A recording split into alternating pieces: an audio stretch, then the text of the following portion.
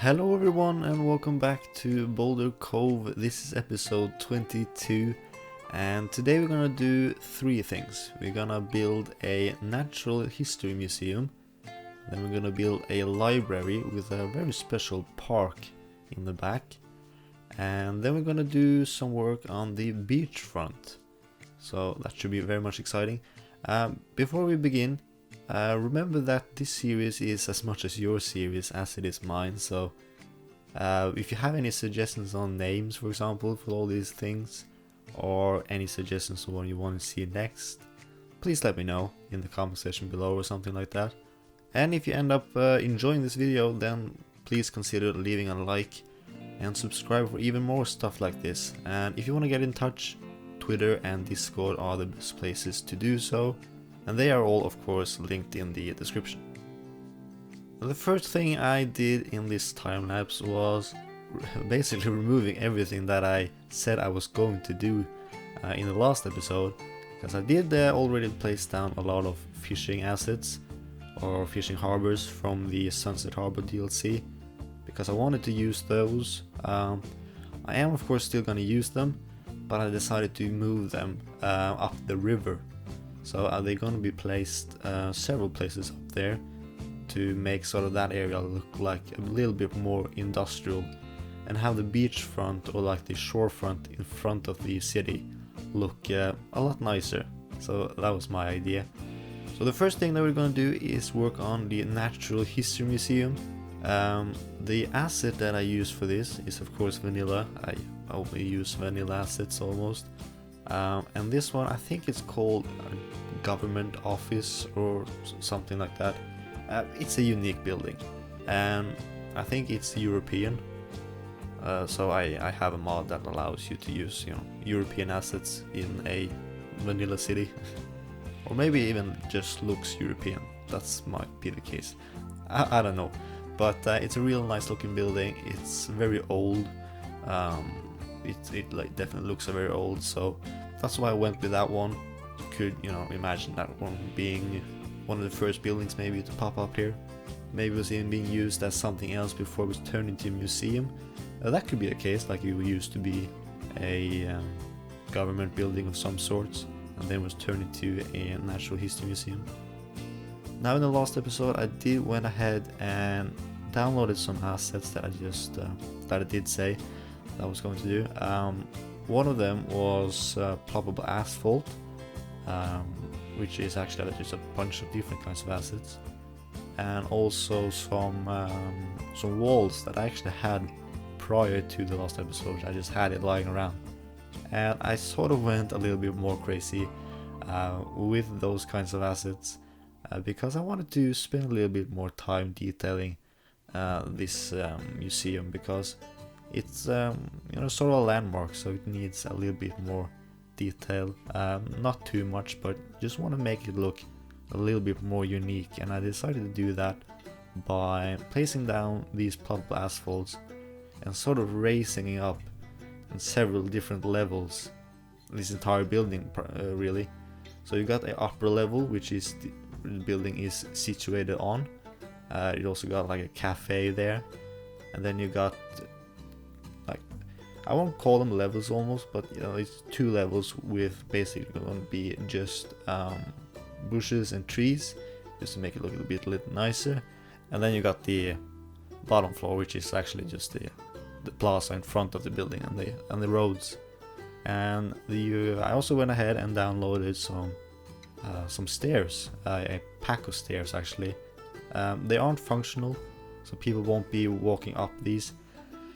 Like, I could have done that. I think the best way to do that is to probably go ahead and download some invisible pathways, because if you use regular pathways, they will be of course very visible, because you will have to raise them, and when you raise them, they come with these sort of railings on the side which you can't get rid of. So I think that's the case if I wanted to do that, but it's not too bad. I do see a lot of foot traffic in front, like in plaza in front by the roads, and honestly that's enough for me. I do know that Pug Gaming did a great job in his Monaco series with creating stairs that is actually functional. I'm pretty sure he used a trick as well to place down a regular path first and then turning that one into an invisible path. So it looks like they're walking up the stairs and you don't see any railing of any kind. But I didn't decide to do that. Too much work, really. And I also wanted to have sort of this pathway going from the museum down to the beach. Sort of going like meandering almost down towards there, because it is quite steep from the museum down to the beach. So it should, I wanted to have it going a little bit all over the place, really, because it can't be too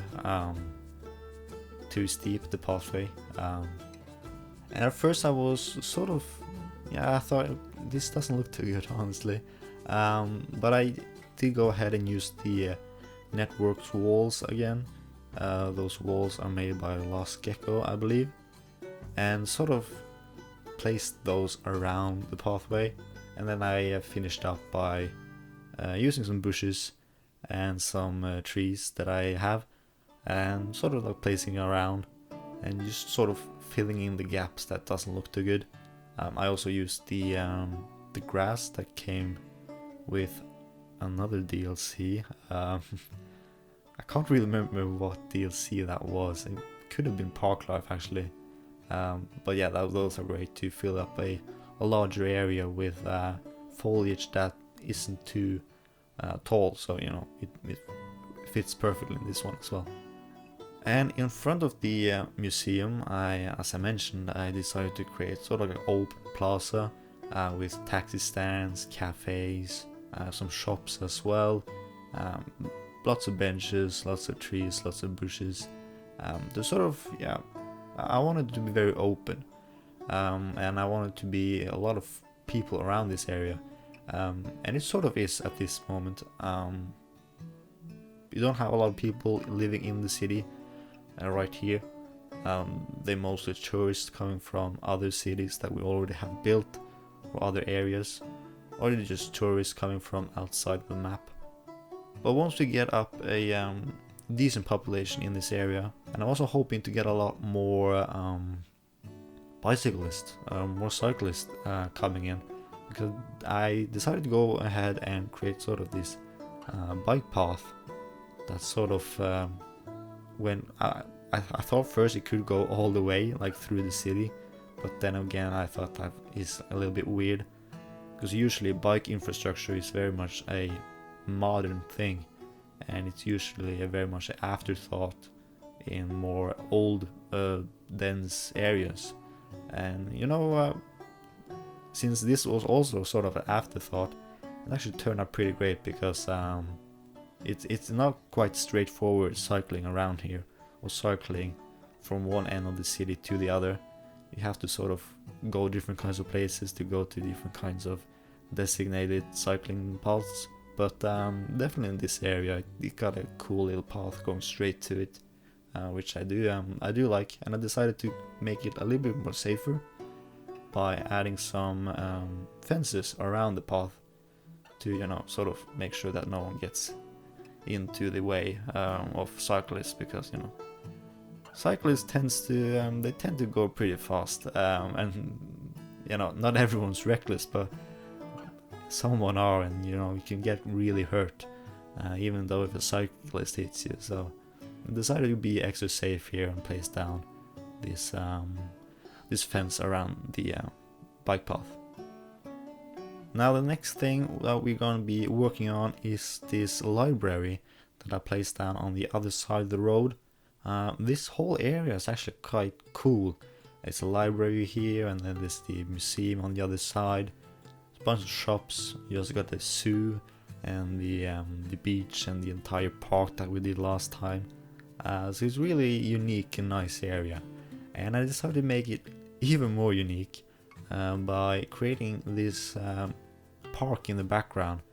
I decided to go ahead and place down 3 basketball courts, and then I went ahead and used more of the ploppable asphalt, or it's actually ploppable grass in this case, and take the grass, raise it up while keeping the basketball courts to the ground level, and then use the networks, wall networks that I talked about earlier, and place that around, around the park and also around the courts.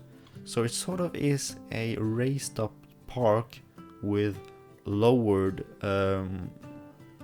down basketball courts. So you have to, like, they don't do that, but if this was real life, you have to walk up some stairs to the park. It's a nice green park with a lot of trees and stuff. And then you have to go to the basketball courts and take the stairs down to the court. It's not really functional anyway, and the courts still are because there's a road in the back. But I think it's a unique thing, and I think the cinematics that you're gonna see after this is quite cool. It's not something I've done before, and it looks really unique. I really like it, so I might do a little bit more with this ploppable asphalt, ploppable grass in the future. I certainly have done a lot of them lately, the last 2 episodes, but they are really good to create something unique, and I didn't spend too much time on this one. I spent like a few minutes making this one, so it's easy and it's quick, and it's great, really. Now the last thing that we're gonna be working on is the beachfront. I have gone ahead and used Theme Mixer and decided to go with a different kind of theme when it comes to the sand texture in this theme, because it was too boring. It was too brown, and it didn't look good really. And I already had sort of ore texture around every shorefront, which was also sort of brownish. But I wanted to use the sand on like sort of areas where it's sort of artificial sand, which sounds a little bit weird, but in this area right here, there's a public beach. I think like if I were to believe that this was a real place, maybe it was a normal beach before, and then they went ahead, like the city council or whatever, they went ahead and decided to import sand from somewhere else where they have nice looking sand, like I don't know, down by the Mediterranean, or anywhere where they have nice sand, maybe the Bahamas or something. They imported that one in and placed that sand in that park or in that beach area to make it even more popular, really, because it looks a lot better now with this sand that looks very much more it actually looks kind of like cleaner. So I'm really happy with how it turned out with the theme, and I decided to also use some park life assets to get people walking around on the beach, because you can place down as many props as you like, but you can't really get people to use the beach or utilize the beach, which I think is a shame, because you can get people to use like a national park, you can get them to use a city park somewhere or an amusement park, but when it comes to a beach, you gotta sort of do it yourself. And what I decided to do is place down the same props that I used last episode with the sun chairs and the umbrellas, and then I decided to use some park life assets, like the lookout tower, which is in the nature reserve tab, if you're looking for that one. Place that one down to act sort of like a lifeguard tower, and it sort of looks like it as well. But what's really good is that it attracts people, so we actually got people walking on the beach now, because you can place those lookout towers on a path, as long as the path is in a like park area. And what I did after I placed down the path, it was a simple gravel path. I went ahead and used surface painter, because you can remove paint, almost. You can remove the texture of different kinds of paths, like asphalt. You can just remove that, so you get grass instead. But you can also do it with gravel, so you get rid of the gravel and you just get sand. But the park is still, or the path is still there. It still works. I decided to use that feature of Surface Painter, and what's really great now is that it looks like actually just people are walking in and out of the beach, and they're walking past different kinds of sun chairs and parasols, and going past this lookout tower, or the lifeguard tower in this case, and it actually looks a little bit alive, which is great, because otherwise the park or the beach, beaches don't look as popular in this game, so you have to sort of do a little bit of magic to make it look like it's actually being used. And you're gonna see in the cinematics, hopefully, that people are actually using it, so that's really great. But now, guys, that's actually it for this episode. We're gonna have some nice cinematics here, and we're also gonna have a before and after shot, which is a while since we had. But I hope you enjoyed this video. No live gameplay, but I still hope you enjoyed it. Once again, if you got any suggestions on names or stuff you want to see me build in this series, then please let me know in the comment section below. And if you want to get in touch, Twitter, Discord, those are the best places. If you enjoyed, then leave a like, and you can subscribe to get notified whenever I upload. But once again, that is it for now. I hope you enjoyed, and I hope to see you soon. Bye for now.